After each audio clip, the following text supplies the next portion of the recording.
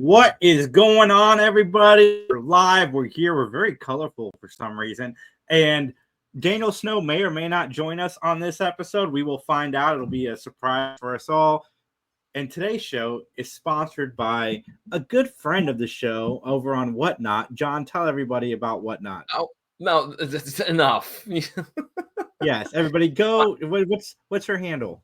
Okay, I'll handle the plug because I'm the king of the plugs. My wife has started a Whatnot store, and it is of Courtney 614 is the tag for that. It's Courtney. There's no U in her Courtney, and dealing with women's fashions as well as health and beauty products. She's taken a little hiatus from having a few shows because of, life got in the way a little bit here these last couple of weeks. So she's going to hopefully be back at it. But if you're on Whatnot, I'd like you to go ahead and just check it out. Again, it's Courtney, Courtney 614. And we appreciate the help, I suppose, if you want to call it that, if you stop by the store. So, okay.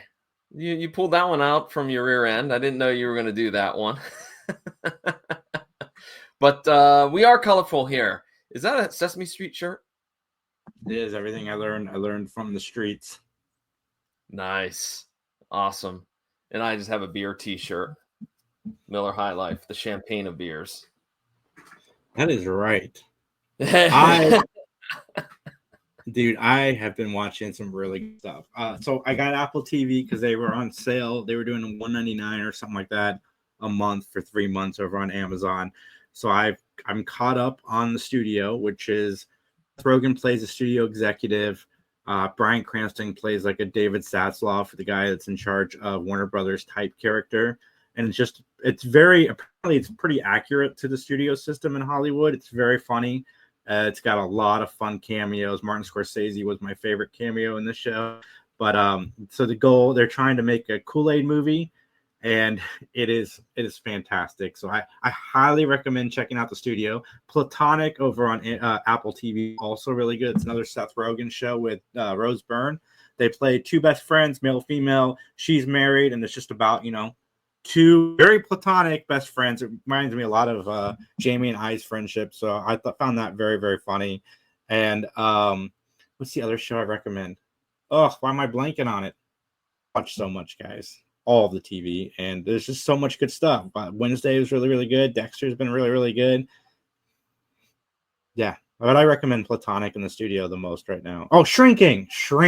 Oh, my gosh. Have you seen Shrinking? What is Shrinking? I have not heard of this. Jason Segel and Harrison Ford, where they play.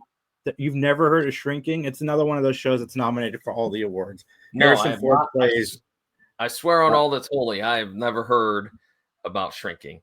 Well, Jason Segel's wife dies, and he's raising his daughter. He is a therapist, an unconventional therapist, and Harrison Ford also plays a therapist, and it's really funny. It's got some drama in it too, but Harrison Ford, has he ever done a comedy besides this? Working Girls, maybe? Maybe. I mean, do you consider American Graffiti's more of like a drama, I would say, probably, than a comedy? I don't know, but I want to know if Jason Segel's involved in this. Is Steven Seagal involved in this? Is he a therapist?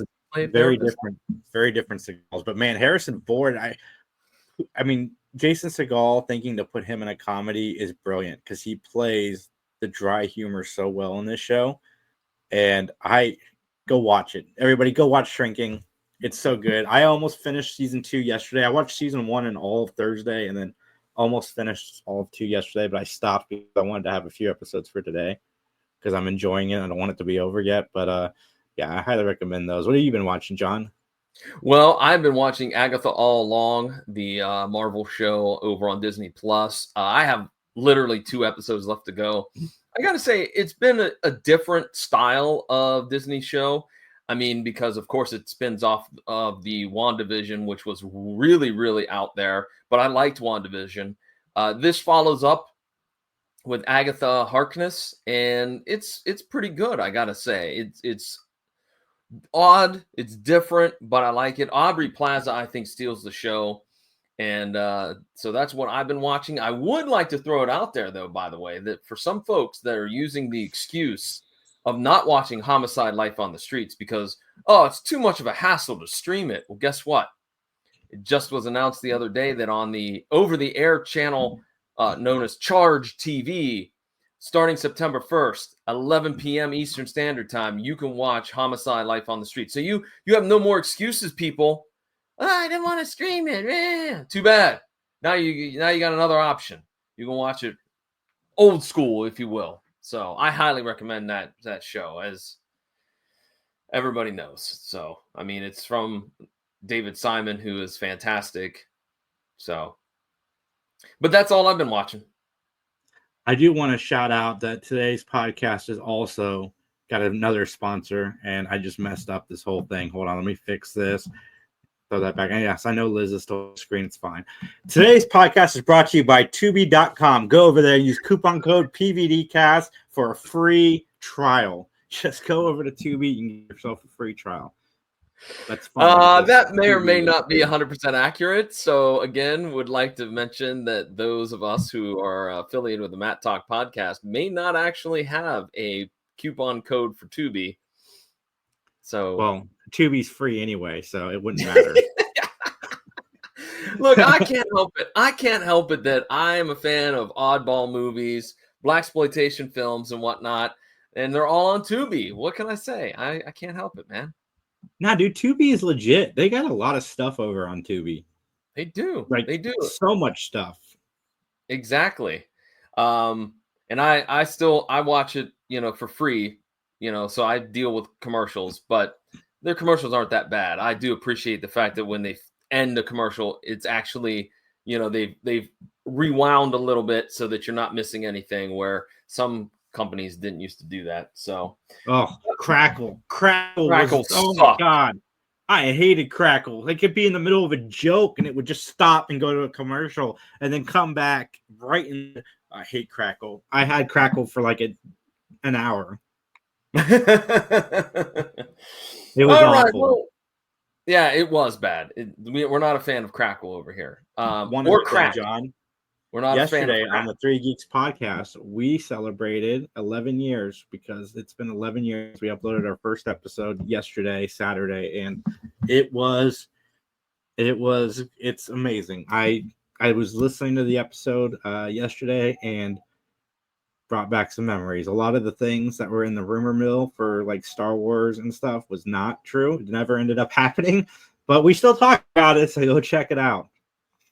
Cool. That's all I got. All right. Well, where can folks find those that anniversary episode, so to speak?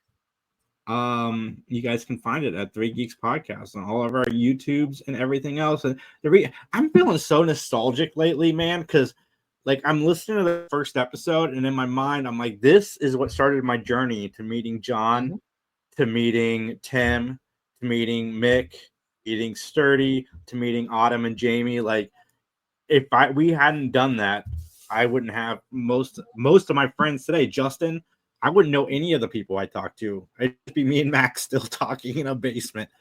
So, it's just the journey's been amazing. Yeah, that's cool, man. That's the best part, or one of the best parts of doing podcasting is meeting folks. Absolutely, totally agree. All right, are you ready to jump on in here to our episode of Matlock for this Let's do episode? It. All right, then let's get into our opening statement. The name of the episode is called The Vacation, and its original air date was May 12th, 1993. And it is an extended episode. I believe it probably would have been 2 hours instead of 90 minutes. But we have a couple of guest stars to talk about. And the first one is a gentleman by the name of William Allen Young. And he plays the role of the police lieutenant. That's his name. He doesn't have a proper name. But you may also know him as playing the role of Dirk Williams in District 9.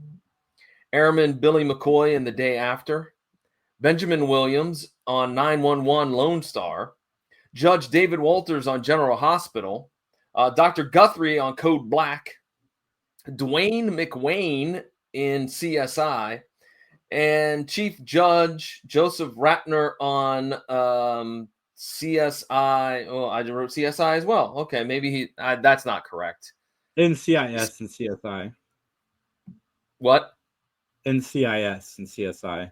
NCIS. Thank you. Okay, I wrote down CSI, and I knew that wasn't right. But he's had a truckload of accolades. So, but he certainly is going to be integral in this part or this episode of Matlock. Any others that you want to highlight for Mr. Young? No, I don't think so. All right, then we're going to move on to another individual and our final guest star. This set of guest stars were a little bit skimpy on credits, so we're going to talk about Gregory Itzin as Charlie Tuggle. What kind of a name? What kind of a name is Charlie Tuggle? It sounds very naughty, if you ask me. It is the name they chose to give him. But why did they? I don't know, but this is a weird name. Anyways, he's going probably into this episode. I assumed he was going to be our bad guy, but that's all I'll give you right now. Well, he is the bad guy, and he's played a variety of different characters that might be good guys or bad guys. He is probably most known for being Charles Logan, President Charles Logan on 24. He also played the role of Henry Wilcox on Covert Affairs, Virgil Manilli on The Mentalist, Senator Dyer on Big Love, ADA Todd Milliken on Boston Legal, ASA Ethan Donahue on Judging Amy, DA Roger Garfield on Murder One, and he has 5 Matlock credits to his name. The first one, it showed up in season 1, episode 15, The Rat Pack. He played Carl. This is where they had a cookie mogul who was murdered, or a cookie mogul who murdered the girlfriend. I believe it also Greg Evigan was one of the guest stars on that episode. He also was in season 2, episode 5 and 6, The Power Brokers, where he played Michael Fitzmaurice.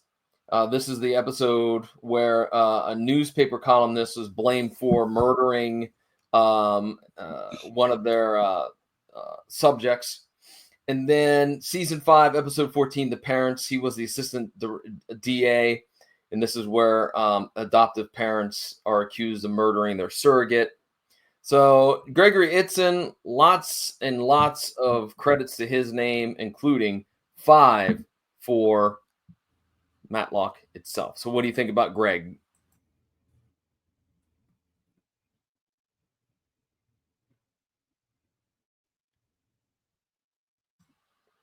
Jason, can you hear me? Oh, I can now. Sorry.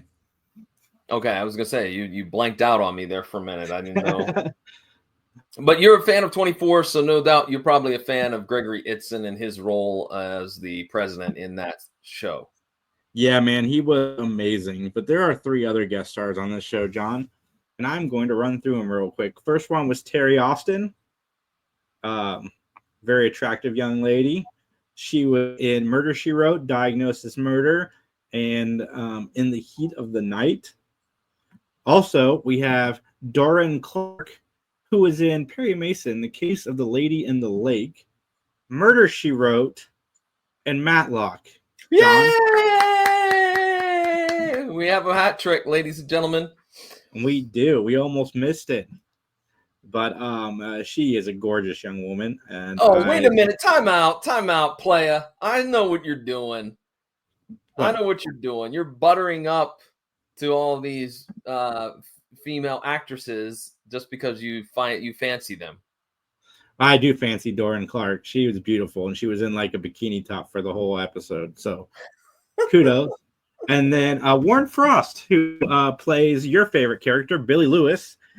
He was in Twin Peaks, Psycho 4. I think we've talked about him before, but I wanted to mention him because he died in 2017, right after he got to reprise his role in the Twin Peaks reboot. Yeah, Warren Frost, we talked about. I believe he was in the season 6 where Julie and Ben go back to Mount Harlan, and he was there. Also, too, Cliff Lewis is making his debut as well. Of course, Daniel Roebuck, the actor who plays Cliff Lewis. So even though we don't have maybe as many guest stars, these two will be intricate and important characters from here on out. So yeah, one of my biggest complaints about the show has been continuity. And this is the very first episode to really like reference something that happened in a previous episode and keep the story consistent with that.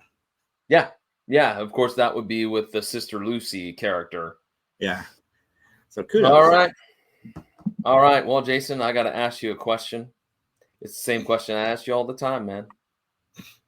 How do you stay so sexy? No, that's not the question that I ask you all the time. The question I ask you is, can you give your opinion, solely your opinion, and only your opinion, so help you? I can. Then it's time to testify!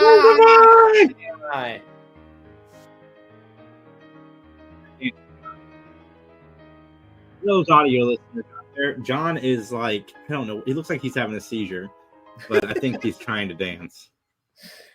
So, just real quickly, you're going to hear us talk about some other music that's on this episode that is pretty. Look, I picked that music because I was looking for something that would be Ben Matlock-ish. And I think I nailed it because we hear some music that sounds awful lot like the Maple Leaf Rag in the episode. Well, that hat trick was a little late there for that applause, but I mean, we'll take it. No, we're applauding you and your music choices, John. Oh, that's okay. All right. Ben and Leanne go on vacation when a murder happens. Ben is going to defend the suspect while Leanne suspects that her friend has something to do with it. I put down here, is there an episodic trailer? Because it appears on the DVD now, you can play the previously on Matlock like snippet. You could do that, which I thought was kind of neat, actually. Not that I did it, I didn't play it, but I thought that was kind of neat. What say you? I didn't watch it on the DVD. I watched it on Amazon. Oh, okay. All right. And it Amazon doesn't do that, do they? Where previously on. No. Okay. All right. Well, the opening scene, the Atlanta skyline, Cliff sitting in a car, just observing. And who is he observing? Stalking. Yeah, I wrote down actually that verb. Yes.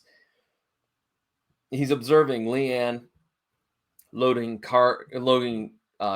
baggage into the car. At first, I thought he was waiting for them. I found out that he was watching them. I'm like, oh, okay. Because I'm like, oh, wow, we're just going to get Cliff. He's automatically part of the group. But then I'm like, wait a second. No, he's stalking. Why is he stalking them? I thought he was a good guy. That was all thoughts in my mind. Well, Ben is also messing around with some luggage and putting it in the car because they are going on vacation together. So a little father-daughter retreat, if you will. And we also learn here, because of some just kind of throwaway dialogue, that Leanne and Ben are going to go into business together, so to speak, that they're going to open up their own lawyer practice. As we hear the car pull away, we hear Ben put on some music that sounds much like the Maple Leaf Rag. There you go. I don't think Leanne appreciates that type of music. And we see that Cliff follows both Ben and Leanne as they pull off. So Leanne is somebody else I am in love with. Leanne is somebody else you're in love with? I think I just need a time machine to go back to the 80s. I think you do. Well, this was technically the 90s, so 1993. So 1993, where you would meet an 18-year-old John Orlando. An 11-year-old me. Oh, okay. Hi, ladies. I'm technically 11, but I'm from the future, so I'm the right age. We are good to go. How are you? Anyways, so we get to a scene where Leanne and Ben are lost, and Leanne expresses that she hates the music, and she says something about Ben always speeds, and lo and behold, there's a cop that appears and pulls them over. And then we also see another scene where Ben is very mad about the ticket. And what do you know? They have 2 flat tires. And so then we get to the final part of this scene where they hitchhike to the beach, in which I mentioned when the truck pulls in. And this is going to be a gripe of mine. You talk about continuity. Where's the car? The car is not there, but yet they talk about it as if it's there. Then if it's there, then you drove it in. All right. You didn't leave it at the side of the road. You drove it. Why are you 2 in the back of that pickup truck? They probably had it towed. No, because they specifically talk about the fact that they had to buy 2 new tires and they had to take it to a shop.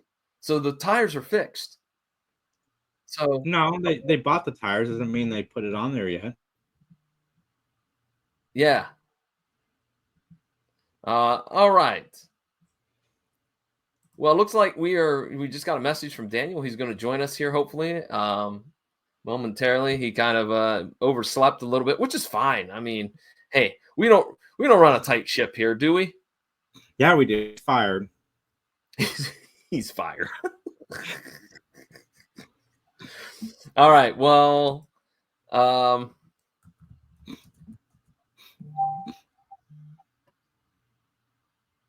right. So sorry about that, ladies and gentlemen. We're just trying to get things. As we said, we don't run a tight ship here, despite what my partner here tells you.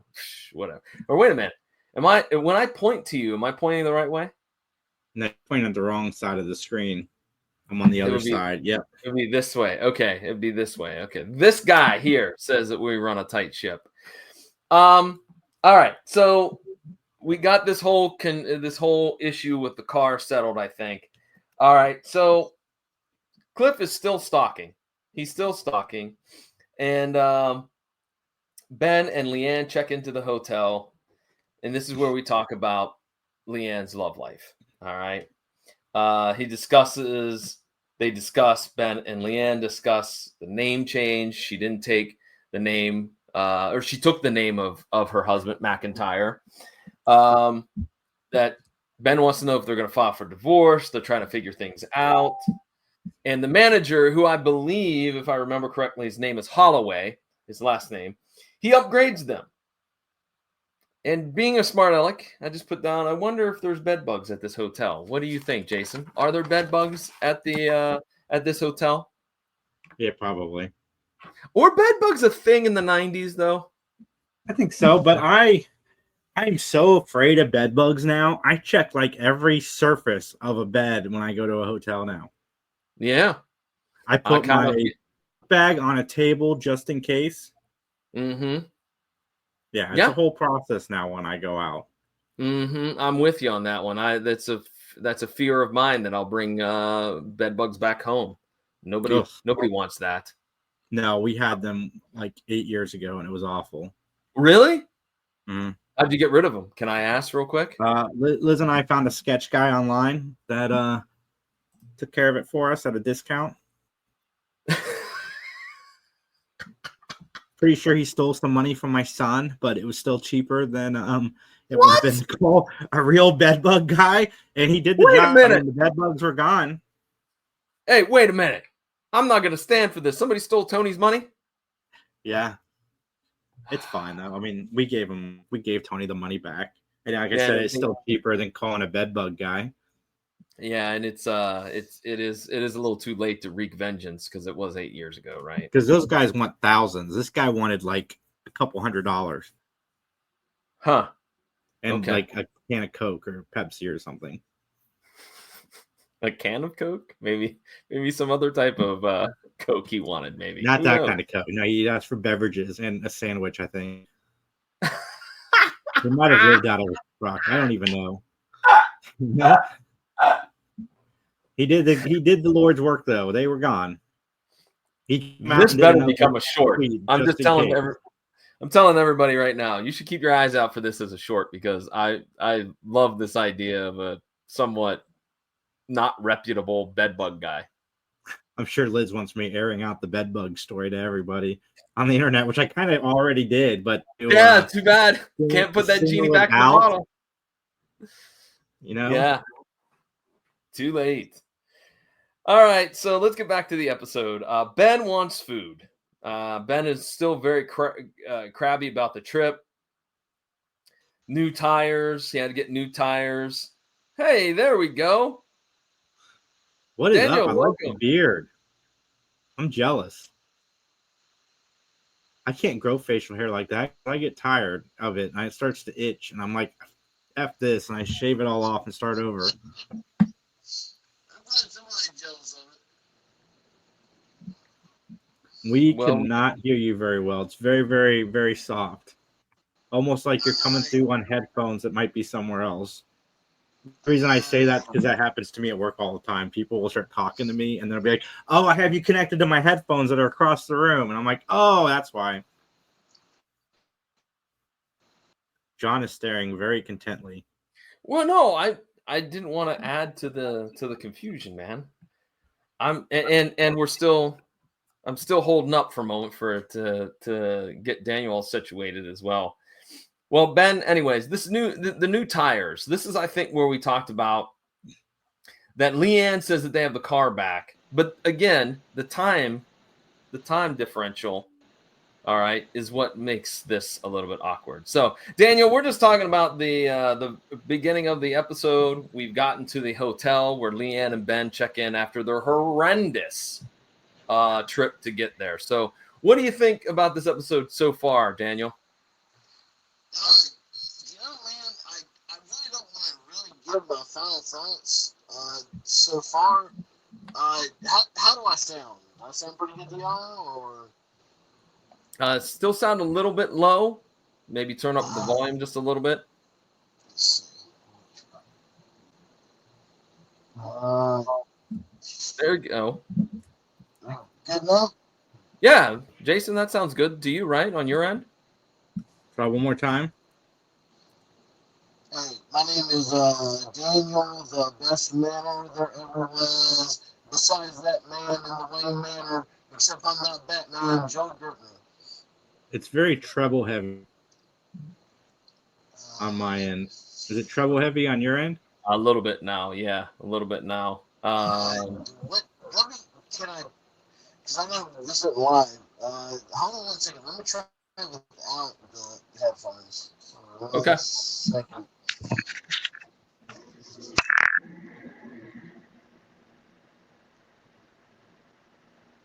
That's all right. I made editing notes, so. Okay. Yeah, yeah, no problem. Okay, what about now? There you go. There you go. All right. That's good? Okay, that's with no headphones, so, Okay. All right, there we go. Those are the stupid headphones giving us problems. So, yeah, we just been talking a little bit about... Sorry. Beat that out. Like you, Dr. Dre. Sorry. Oh.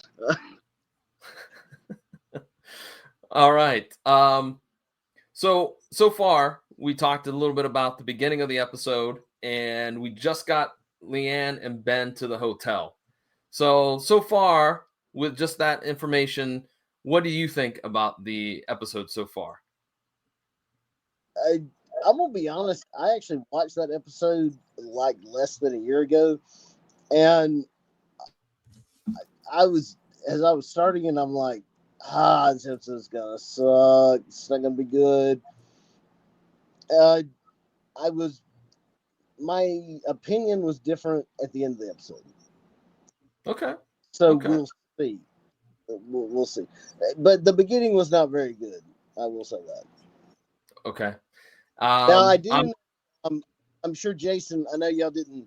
I missed going through the guest stars. I think Jason would definitely pick up one of the guest stars as one president, and he could fill in the blank. Charles Logan from 24. We did talk about that. In fact, Jason, you want to tell Daniel what you said when you saw that he was on the episode? Oh, I assumed he was the bad guy. Like I would.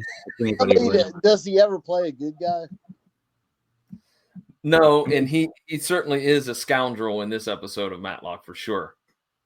Yeah, I hated his character in 24. I was so glad because he screwed up Jack Bauer's life.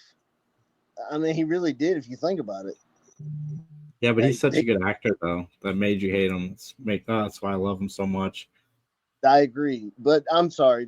But go ahead. All right. Well, we do have. See, here we go. What we're discussing, Daniel, is this idea that the car had flat tires, but yet they somehow miraculously, within minutes of arriving to the hotel,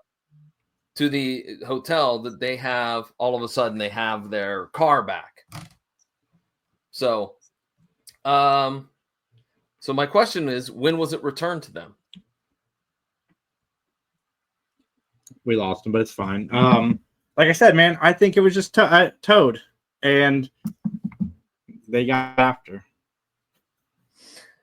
Well, let's talk about a little field trip that Ben takes, and that field trip is to the grocery store. All right, which I did chuckle at this. I enjoyed him arguing with the produce person there, like, oh, you're going to charge me all this for, I forget even what he was buying. I don't remember, but yeah, so we get that. And then he gets in the checkout line, and in front of him is Cliff Lewis. And so this is their meeting.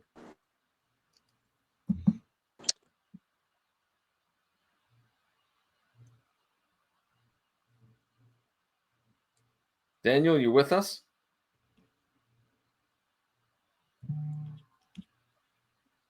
There you are.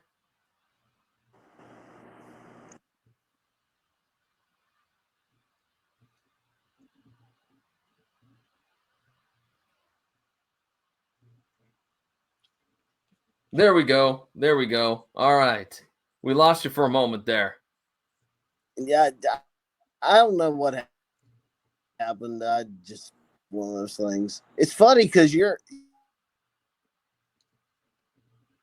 internet was messing up last time we tried to do this. Yes. The internet gremlins hate us sometimes. All right. Well, we were talking about the grocery store where we finally get Ben, Daniel, to meet, of course, Cliff Lewis. And I like how the amount of the total amount of the groceries was $37.43, and in modern day times, I'm like, hey, that's a hell of a deal, man. I mean, that's what I said. That would have been $697.35, and that's just for the eggs. Yeah, modern time. I was going to say that's a lucky deal. What Jay was saying, like $67. That's pretty good right there. Yeah. You know what's funny? My first job was at Food Lion. Really? Yeah. When I was 17 years old, my first job was working at the Woodruff, South Carolina Food Lion. How was the experience of working at the Food Lion? Well, I ended up working at 3 different Food Lions. It was good. They didn't pay enough, and unfortunately that's the problem with South Carolina, because labor unions are illegal unless the company is based out of South Carolina. Now, Food Lion is based out of North Carolina, but that's if they choose to initiate a labor union. So, yeah, I mean, it was a fun experience, but it's so funny. I can remember when Food Lions looked like that. When Ben was going in one, I can remember that totally. Like there are quite a few that are still bricked over, just like that. That's a strange memory that I had just like buried really deep in me, but yeah, I do remember that. And they wore red. They did. Well, we end up that we have an issue where Cliff picks up the tab for the groceries because Ben is missing his wallet. And so Cliff, I'll get it, no problem, pays for it. Then we see a scene where Cliff is walking out of the Food Lion and takes a wallet out of his pocket, which is Ben's, and then tosses it in Ben's car. So then Ben comes out and is like, oh, there's where my wallet was. It wasn't left at the hotel. And so we've discussed a little bit, and Daniel, we want to get your 2 cents worth. At this point, Cliff is a little shady, I think, and so does Jason. What say you? Yeah, he's pretty creepy. I have to separate Daniel Roebuck from everything else I've seen him in, because he is one of my favorite movies of all time, The Fugitive. Son of a gun, he is that's creepy. I'm sorry, there is no excuse. That's blanking creepy. Well, then we cut to a scene where it's at the beach, and Leanne is hanging out with her friends. Now, at this point, I was hoping that Ben would spend a minimum amount of time on the beach because, as we know, Ben gets a little bit awkward and gets a little bit immature whenever skin is shown. And there was plenty of young ladies in bikinis and gentlemen in shorts and muscular and whatnot. So, yeah. I just wanted to see him on the beach in like his suit. And telling people he's tanning. And I'm just mad that Ben didn't show up. I mean, three ladies my number. Oh, come on now. Well, one of them is not interested in people like you, Jason. No. One of the friends, I believe Laura was her name. She's very interested in Mr. Benjamin Matlock, which I don't know. What is that like? That's kind of like a gold digger, I would think.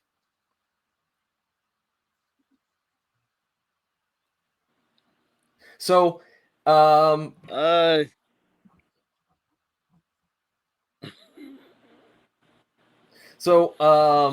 mean, does she have a lust for water? Does she have what? Say that again, Does Daniel. she have like a lust for Sam Waterston? Does she have like a desire for the guy from Law and Order, the old man, Sam Waterston? Jason don't know what I'm talking about. Yeah. Or Sam Elliott. Yep. Oh, well, I mean, I'm not gonna lie, that is a good looking man. No, yeah, Sam Elliott. Yeah, Sam Elliott is a handsome fellow. You got to give him props. Still. So we cut to a scene where Ben is fixing hot dogs, and he kind of tells Leanne all about the situation that happened at the supermarket. Leanne's crew arrives at the bar, and we find out Kathleen, Beth, and Laura are the 3 members of the crew. They, for some reason, look, I don't want to be that guy, but for some odd reason, they gravitated towards Cliff Lewis.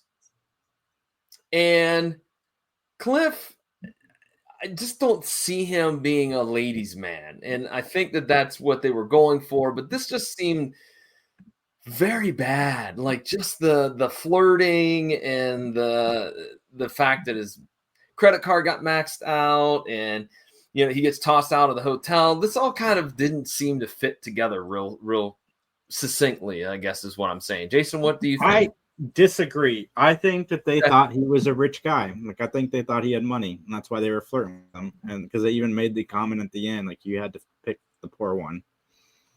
And, good call. Yeah, so that's what I got. But yeah, no, it's fine. It's starting to make sense what's going on with Cliff a little bit.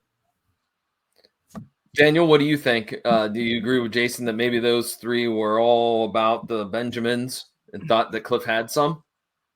I don't know. I think maybe they were attracted to his boyhood charm, because he does have that. Something his dad does not have. Not saying he's gonna ever, pop up in another episode or anything. I don't mean that by any means. Well, don't worry. We'll talk about Billy. He might show up. You never know.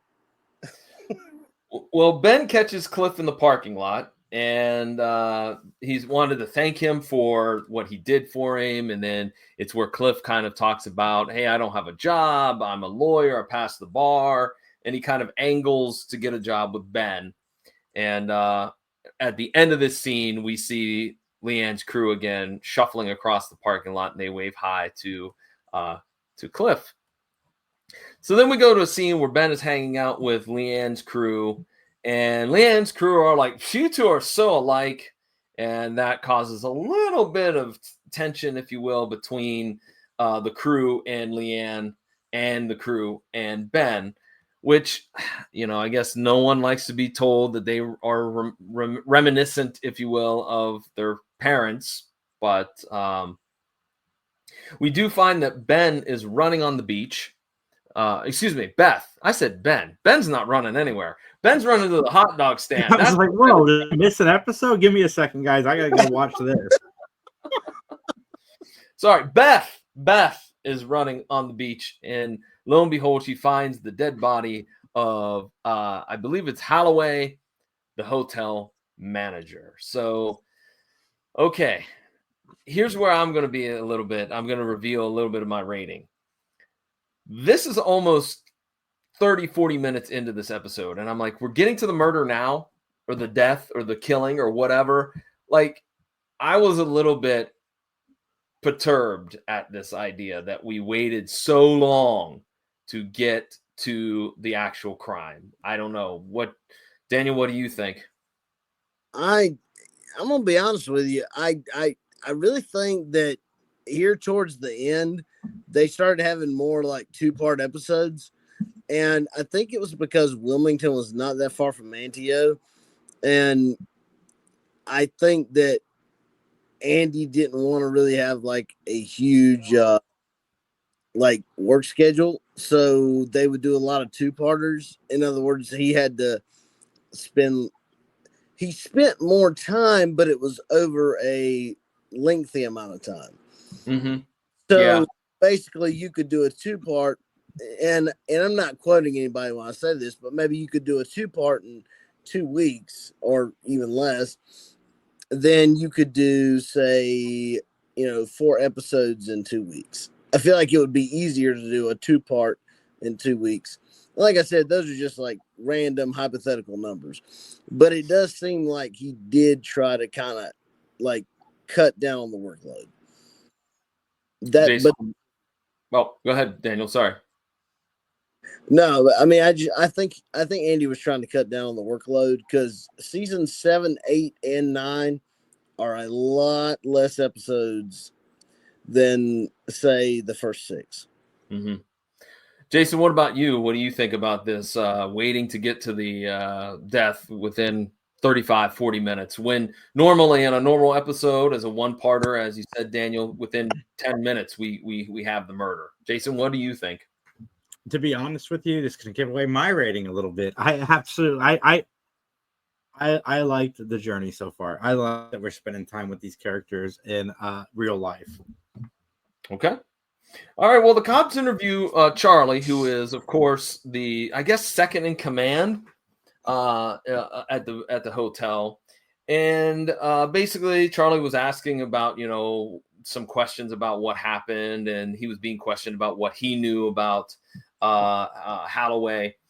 And then we cut to a scene where Cliff is sleeping in his car because, again, he got kicked out of the hotel, and the cops wake him up, and he instantly becomes a suspect in the killing because there is blood on the passenger's seat.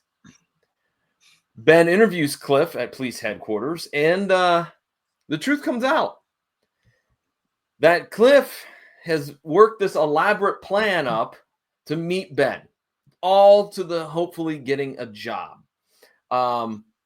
He did pass the bar, but it took 3 times. He is broke as broke can be. That he had been tailing Leanne and Ben from Atlanta. He purposely booked the same hotel. He purposely put himself in the grocery store with Ben. And he claims that his dad put him all up to this. And the final piece of evidence that something's going on is when Cliff says that his last name is Lewis, of which Ben says, "You're Billy Lewis's boy." And Billy shows up right on cue. So Ben and Billy discuss their feud. Yeah, 1 second. I I liked this. This part that when I was listening to Billy explain, not Billy, sorry, but when I was listening to him explain the story to Ben about following him, blah blah blah blah, it kind of reminded me a little bit of when Daniel was telling us about his road to getting to work with Matlock. And how he always, well, not Matlock, sorry, Andy Griffith, and how he always wanted to work with Andy Griffith.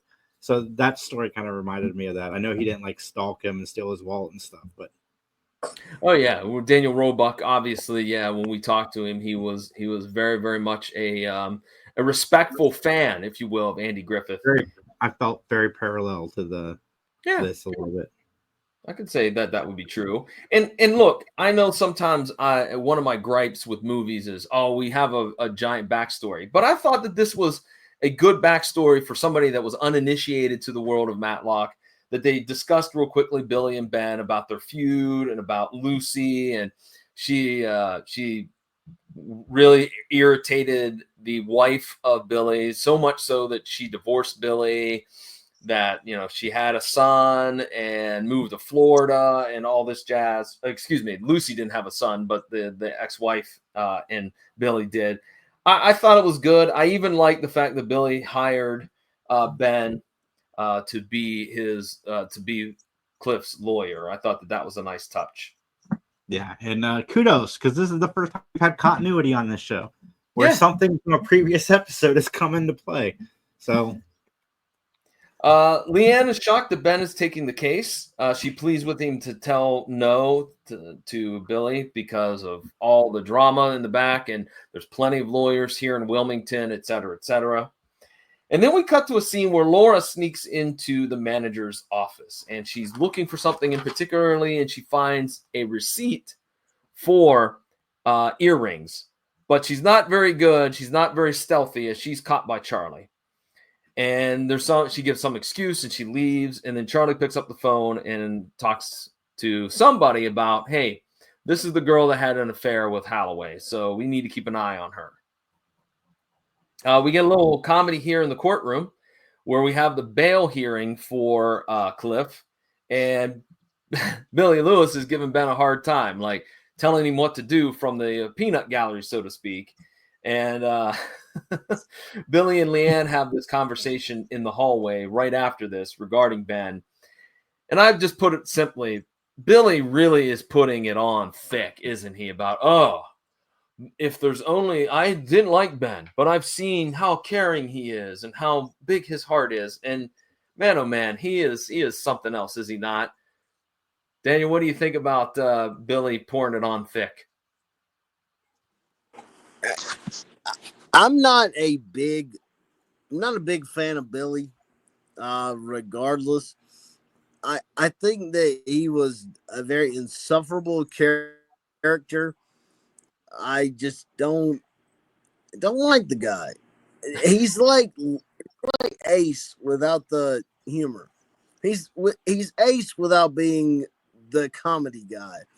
Because, like, at least with Don Knotts, we were like, okay, well, it's Don Knotts, that's cool. But no, I don't know. Any episode with Billy, I'm not gonna say that I hate the episode, because I don't. But gosh, it's rough. I'm with you. Not a fan. Any episode with Billy is rough.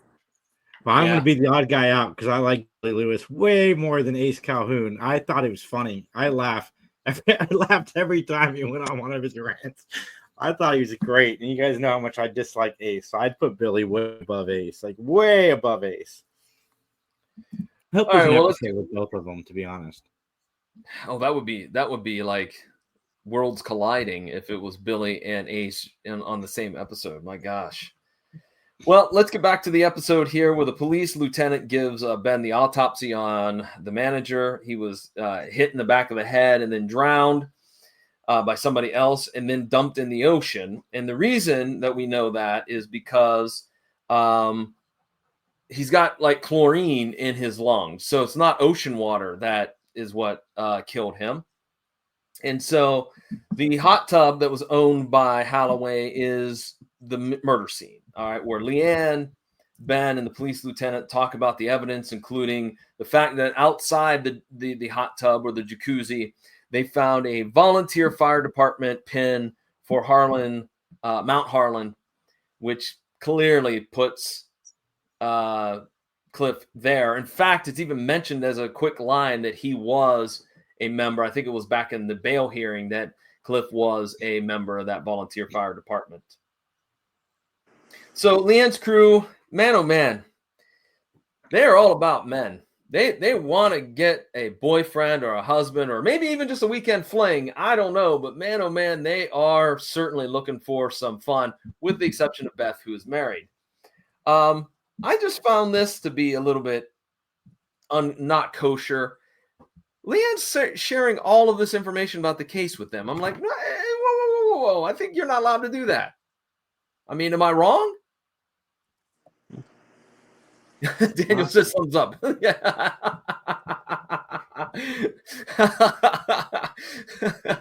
Jason, what about you? No, I agree. Well, Laura is missing. Nobody knows where Laura is, and she's following Charlie. So she witnesses Charlie rearranging a room. The room is 474. That's going to come in handy here in a moment. And so Laura is snooping on him. Then we cut to a scene real quick about Ben and Leanne discussing, somebody's got to be having an affair. Some guest has got to be hooking up with the manager. And then we cut back to where Laura arrives at Leanne and Ben's place and leaves a note. And then she witnesses Charlie leaving that hotel room 474 with a phone. So Laura enters the room after she swiped a key from the housekeeping cart.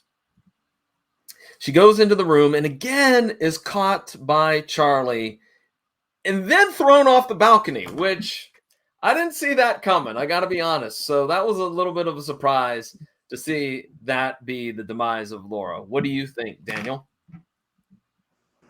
To be honest with you, I can't say that I was too surprised. Now, granted, I had actually watched this episode within like a year of watching it again because I had to do me a refresher to, check it out again, make sure I remembered all the details. Gregory, I tell you what, he just compared to, and I know Jason's going to agree with me on this, what he did on 24 ain't nothing. I mean, what he did on Matlock ain't nothing compared to what he did on 24. And I think Jason would agree with that. Yeah. I mean, basically created wars and stuff. I mean, yeah, he was a blankety blank son of a blank. All right. Well, we go back to the episode where the police lieutenant asks Cliff for an alibi. And things get a little bit heated because Billy doesn't like that. Billy's like, my son is innocent till proven guilty, et cetera, et cetera. And Billy and Ben get into a face-off. They certainly go back and forth when Ben's like, go back to your room. And things got a little heated. I don't know, Jason, but I'm picking Ben Matlock in a fight between him and Billy. What say you? I don't know. Billy seems like he'd fight dirty. I think Billy's a biter. Oh, he would bite. I don't. Maybe. Daniel, what do you say? Stuck him with Lucy for all that time. He just ran off. I would say that Billy is the Steven Seagal to Ben's Jean-Claude Van Damme. I would say, and if you've seen the movies, you know exactly what I'm talking about. All right, I'll give you that. That was a good analogy, Daniel. Very good analogy. I mean, I will agree. Van Damme is better, and Ben Matlock is better. So, well, Ben consoles me. No, I didn't say he was better. I just said he fought cleaner. But, yeah, I don't know. I think Ben's more slick, just like Jean-Claude Van Damme was more slick. Well, we go back to the episode where Ben consoles Leanne and they found the note. And, what are you doing? Stop bringing that up. Who did that? They're consoling Leanne. He's got Justin's not here to enjoy his handiwork, unfortunately. But anyways, that must be old Jay. Yeah. Leanne and her crew chats about Laura's note, and Leanne gets her feathers ruffled Leanne's crew gets their feathers ruffled at Leanne's questions because she's, is Laura having an affair? Did you guys know about it? Et cetera, et cetera. The police lieutenant and Ben are at the murder scene, and they're missing some sunglasses, and that's a big clue. But they do find the glasses in the next scene and a receipt for the earrings. So we get finally Conrad McMaster's joining us, and my goodness, that first little bit of apparel, woo! I didn't know that somebody could look so slick wearing a Hawaiian shirt, but man, oh man, he was styling and profiling, as Ric Flair would say. You haven't seen me in one yet, John. What'd you say? Said you haven't seen me in a Hawaiian shirt yet. No, that's true. That's true. But Leanne and Ben talk a little bit more about their business, and Billy shows up and he wants an update on the case. And Ben's like, you know what? I'm gonna do the case for free. And that makes Billy mad because Billy's like, no, you're not doing that. I'm paying you. I'll put you on retainer. And they argue back and forth because obviously Billy's somewhat of a proud man, but he's also working an angle a little bit here as well. Yeah, Billy ain't no gold digger.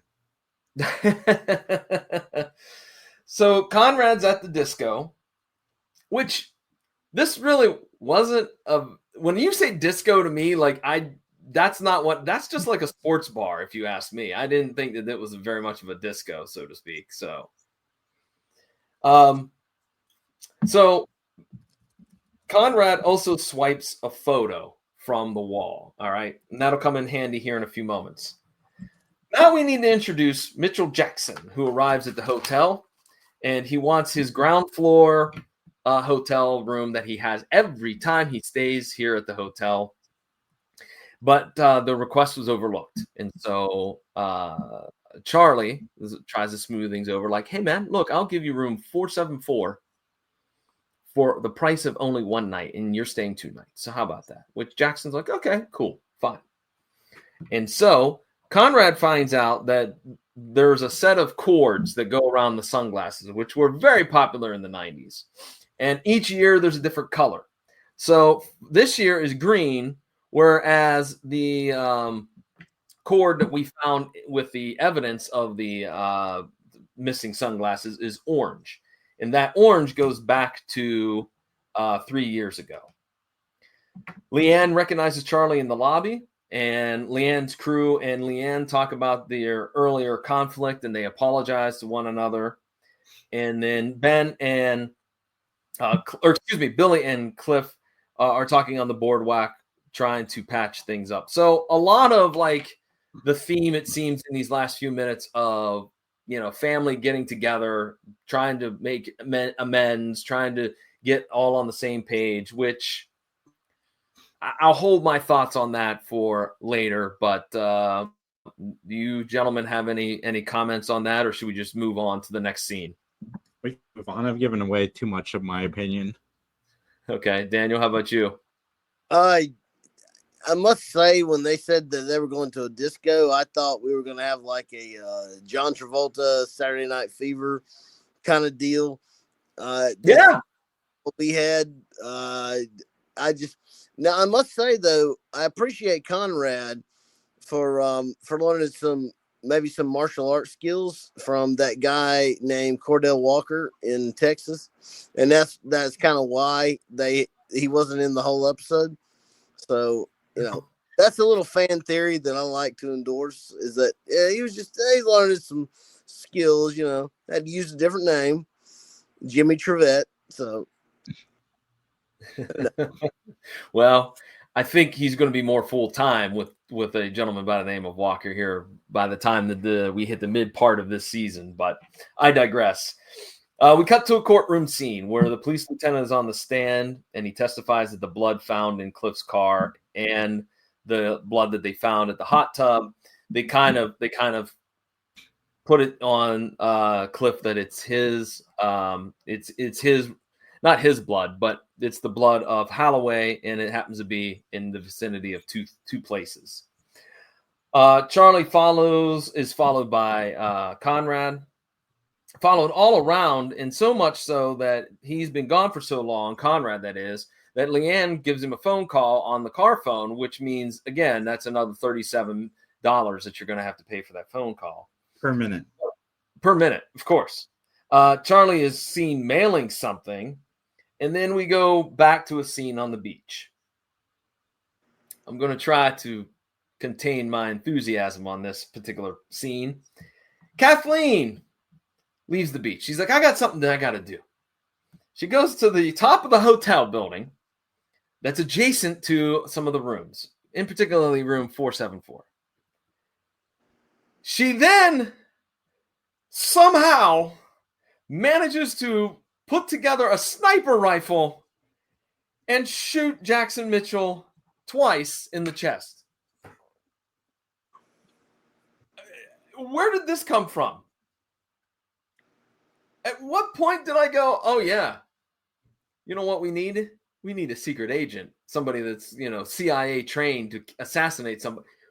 What? Okay, go ahead, gentlemen. Speak your piece. I've spoken mine. I was thinking like Ed Wingate, but I mean, I don't know if he's come into the story yet or not. No, Ed Wingate is still a few episodes away yet. Oh, okay. Well, that would have made sense, but I'll tell you another thing I thought about, and this is a movie. This has nothing to do with Matlock. No Country for Old Men. That's what I'm immediately thinking. With a big ass silencer on there. Yeah. I'm like, this is No Country for Old Men. Obviously, but it's a Country for Old Men because we got Ben and Billy. So. And look, I don't want to be that guy, but I also want to say that rifle probably kicks like a mule. I'm just saying. And having that petite woman behind the trigger, I'm sorry, ladies, I'm trying not to be sexist or offend your gender. I'm not doing that, but I'm just saying that I think that maybe wouldn't be the best weapon to use for Laura to use. Kathleen to use. So, Jason, what about you? What do you think about this scene? It's fine. It's fine. Classic Jason. Thanks, man. Yeah. All right. Well, let's get back to it. Where Ben and Leanne chat with the police lieutenant, and we find out that Jackson was a big wig with some airline, and that the desk was moved, and that, all of the killings have been happening here at 474. So in the lobby, Conrad confronts Charlie, and he gets tossed. He gets thrown out. So Ben follows Charlie and says, hey, man, you had my investigator thrown out, but there's a lot of things that you still have to answer for. And by the way, here's a subpoena. So the police lieutenant decides that they're going to pick up Charlie and take him downtown.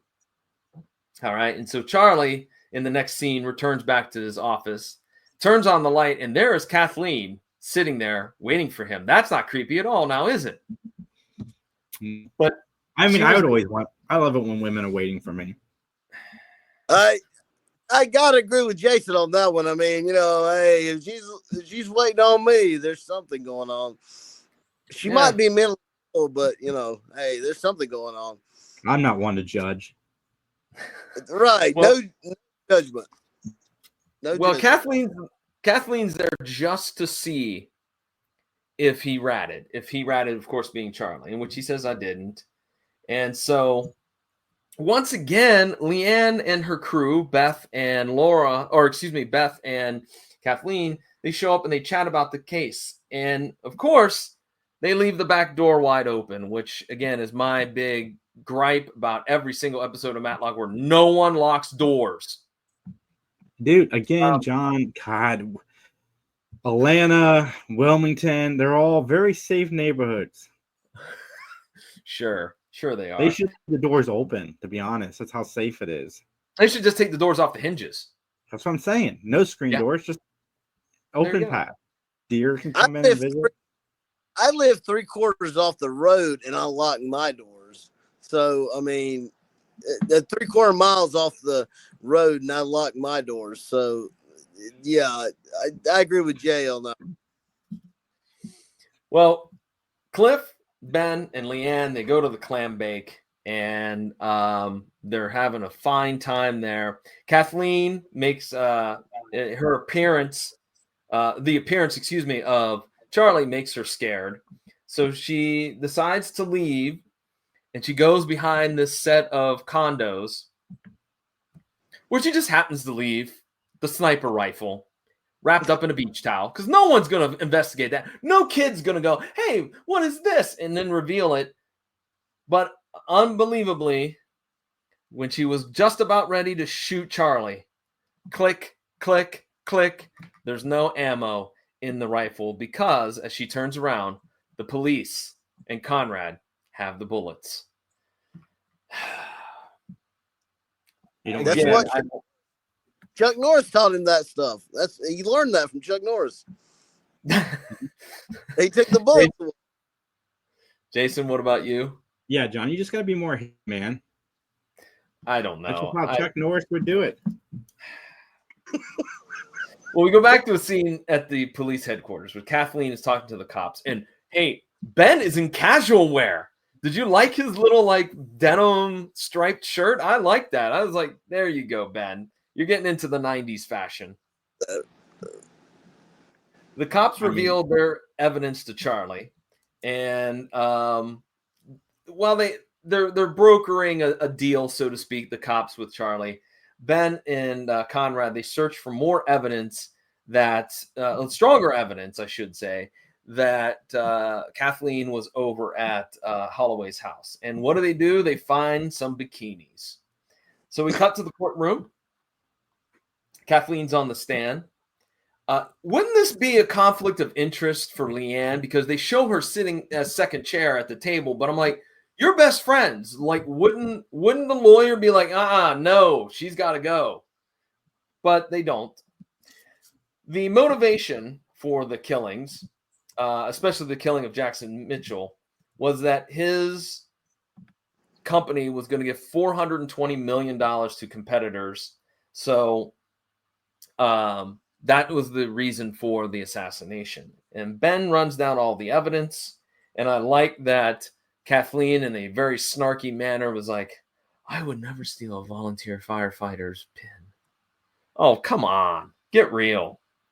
But there are records that show that gifts were given to Kathleen. And, in fact, that green bikini is key evidence because that bikini was purchased that afternoon, not months ago, that Kathleen claims that indeed Holloway bought it for her that morning so they could have some fun time in the jacuzzi. So Leanne and Beth confront Kathleen, and they both say their goodbyes. We find out that Cliff is off the hook, and Billy says thanks to Ben, and Billy wants Ben to give Cliff a job. Leanne gets a little sidebar and says, hey, we could use the help, and he would come cheap. So, and that concludes the episode known as The Vacation. So, gentlemen, do you have any comments, or should we just go right into our closing statements and give them there? Let's go right into our closing statements. This is the part of the podcast where John, Daniel, and I will go into retirement and live as people in New Orleans if we don't like this episode. I don't know. New Orleans? What are you talking about? This is the part of the podcast where John and I, Daniel, will rate the show on a gavel system. 1 gavel means we did not like it. 5 gavels means we absolutely liked it. Negative 30 gavels means we were going to go live with Billy Lewis in a hotel with his sister Lucy. God, I'll just let y'all just come live with me. That'd be better than Billy Lewis. Come on. I am going to go first. Straight away. I am going to give this episode 4 gavels. I absolutely liked it. I liked it quite a bit. This is better than half of the episodes from season 6. I am on the Leanne train. I can't wait to see. I thought they utilized all the characters pretty well, and something we didn't get a lot of last season, and I dug it. And again, Billy Lewis doesn't bother me, so that also probably helps. All right, Daniel, how about your rating? I'm gonna be honest. I'm gonna give it 4 1/4 gavels. I got to be slightly below Jason, but I despise Billy, but I loved the show. I thought the plot was really good. Now, granted, I watched it this morning. I did find my DVDs finally of that because I had bought the complete series. The next set was actually waiting right in front of me. It was one of those deals where I was digging for it and I was looking right beside it, but not finding it. So I must say, I think it's a solid season opener. So 4 1/4, definitely. Oh my! I'm a man on an island all by myself. I did not. Well, John, we are out of time, everybody. Thank you guys for tuning in. No. I get my fair share here. All right. All right. Look, I give it a 2 gavels. I could not get my mind around this idea that Kathleen is this assassin extreme, like just out of nowhere. Like it was as if like they went into the writer's room and go, "Hey, what haven't we done yet? We haven't had a young lady kill somebody just randomly for no apparent reason with no backstory. I mean, come on. This is just I didn't dig it. I felt there was too much family drama. We could have cut some of that out. The pacing was off. Certain parts of it drug. I did like the change of setting. I think that being on the coast and being in Wilmington was a little bit better in terms of, giving a different setting. And I'm going to give Mr. Young a very good thumbs up because I thought he played the role of the police lieutenant very, very well. And you know what? Even Gregory Itzin being a scumbag, he did a great job. Okay, stop it. There is no Tubi coupon. You get a subscription to Tubi. So, anyways, with that, ladies and gentlemen, we're running a little bit long here, so let's wrap things up here quickly. Jason, you want to talk about the Three Geeks podcast? I do, because I think it's Tuesday, maybe Monday. I don't know. I haven't decided yet. But this week, we have our interview with the actor who played Babu on Power Rangers, and this man was amazing, very honest about the time on the show, and we talked a little bit about the salary negotiations between the original cast. Definitely go and check that out on Tuesday. We've got an interview with the original Peppermint Patty from the old Peanut cartoons coming up as well. And we interviewed the voice of Fozzie Bear and Scooter from Muppet Babies. And I got literal tears in my eyes as he did voices for us on the screen because I loved Muppet Babies so much. So all of that is coming up, plus so many more interviews. Three Geeks podcast. We're doing it all. Check out the Big Binge watch list as well. Jamie and I will be back next week to talk about all of the wonderful shows that I have watched. Go watch South Park. Just do it. All right, Daniel, do you have anything you'd like to highlight real quick? Well, first with in regards to South Park, get your gas and get him. But besides that, I've got to give a shout out to a local gaming store, Upstate Gamers in Greer, South Carolina. They're fantastic. They rebuffed a PS2 game for me that was scratched beyond belief, and I can now play it. So freaking heck yeah. I gotta say, I gotta give a little props to my buddy Jason. I've never really watched Muppet Babies. I watched like the intro because apparently on our local Fox affiliate, it used to come on after Batman, and my dad would like tape it I get to see the intro, but I never actually got to see an episode of Muppet Babies. So, the intro was great. So I got to give him that. But I know Dave Coulier played somebody on there. I can't remember who it was to save my life. But yeah, I've been getting back into retro gaming, and I tell you what, it's great. The games are not always great, but it's great. Upstate Cool. Gamers, though, in Greer, South Carolina. If you're in the area, definitely check it out. I don't know why. Cut it out. Did you just do the Dave Coulier? Uh-huh. How rude.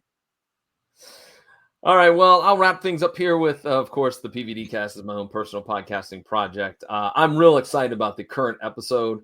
I sit down with 80s wrestling fan Brian, who's a guy out in California that was a big fan of the old LJN action figures from the mid-1980s, the WWF ones. And we have a huge conversation. In fact, I have to confess, it's the longest episode of the PVD Cast I've ever done. But we enjoy talking about our fandom, our collections. Brian does a big time repaint on a lot of these action figures, both the original color scheme and then sometimes updates them. Like, for an example, Ricky the Dragon Steamboat repainting him in the white tights from WrestleMania 3. So Brian does a great job. It's a fun interview. He's got a podcast too called Legendary Wrestling Figures Podcast, and Legendary is spelled LEJENDARY. See, he's being punny with the LJN. But nonetheless, it's a great episode. So pvdcast.com or wherever you find great podcasts, please give it a listen. All right, gentlemen, as they say in court, Nothing further.